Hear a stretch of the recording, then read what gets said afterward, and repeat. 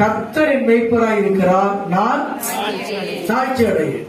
இப்ப தாவீது சொல்றாரு, என் வாழ்க்கையில நான் தாழ்ச்சி அடையே மாட்டேன். ஏன்னா நான் கர்த்தராகிய தெய்வத்தை, கர்த்தராகிய யெகோவாவை நான் மேய்ப்பரா வச்சிருக்கிறேன். என்ன நமக்கு தெரியும், தாவீது ஒரு மேய்ப்பன், ஆடுகளுக்கு பின்னால அலைஞ்சுக்கிட்டு இருந்தாரு. குடும்பத்தில் 8 பேர்ல இவர் 8வது பிறந்த மனிதன்.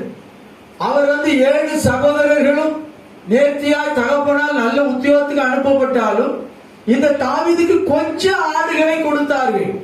அந்த கொஞ்சம் ஆடுகளுக்கு பின்னால அலைந்து திரிந்து கொண்டிருந்த இந்த தாவீதை தான் கர்த்தருடைய கண்கள் என்ன செய்தது? கண்டது. அல்லேலூயா. அங்கிருந்து பிடிச்சு எடுக்கிறேன்.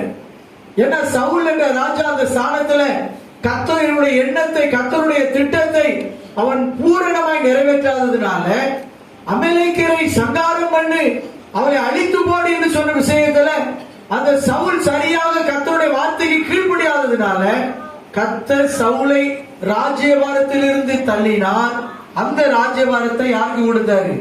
ஈசாயின் குமாரன் ஆகிய தாவீதுக்கு கொடுத்தார். அல்லேலூயா. அப்ப அந்த நாளில இருந்து தாவீது ஒன்று கண்டு கொண்டார். நான் மேய்ப்பர் தொழில பண்ணினால் எனக்கு ஒரு மேய்ப்பர் என்ன செய்யறாரு? உலகத்துல 2 வகையான மேய்ப்பர் இருக்கிறாங்க. நல்ல மேய்ப்பர் இருக்காங்க, கள்ள மேய்ப்பர்களும் இருக்கிறாங்க. அதனால இயேசு கிறிஸ்து யோவான் 10ஆம் அதிகாரத்துல அவர் 9:10 சொல்றார், நானே நல்ல மேய்ப்பன். நல்ல மேய்ப்பன் தன் ஆடுகளுக்காக தன் ஜீவனை கொடுக்கிறான். கள்ள மேய்ப்பன்கிறவங்க நமக்கு தெரியும், அவங்களுக்கு ஏதாவது ஆதாயம் கிடைக்குமா? மேய்ச்சல் தொழில ஏதாவது 2 ஆட்டுக்குட்டியை வித்துடலாமா? எஜமானுக்கு தெரியாம கள்ளத்தனம் பண்ணலாமா? அப்படிப்பட்ட காரியத்தை தான் செய்து கொண்டு இருப்பார்கள். ஆனா நல்ல மேய்ப்பன் அப்படி அல்ல. நல்ல மேய்ப்பன் தன் ஆடுகளை காப்பாற்றுவதற்கு போராடுவான். அந்த ஆடுகளை சிங்கங்களின் வாயிலிருந்தும், கரடியின் வாயிலிருந்தும், கொடிய மிருகங்கள் வாயிலிருந்தும் அதை காப்பாற்றுவதற்கு இரவும் பகலும் அந்த மேய்ப்பன் எப்படி இருப்பாராம்? கண்விழித்து இருப்பார். அல்லேலூயா.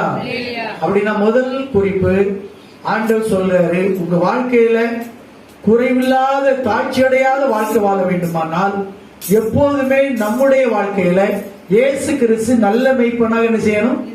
நம்ம வாழ்க்கையை ஆளுகை செய்யணும். அதான் அவர் நினைச்ச இடத்துக்கு கூட்டிட்டு போவார். புல்லுள்ள இடத்துக்கு கொண்டு போய் நமக்கு மேய்ச்சலை தருவார். ஜீவ தண்ணீரண்டில் நடத்துவார். நம்மை சுற்றிலும் கோட்டை மரணமாய் இருப்பார்.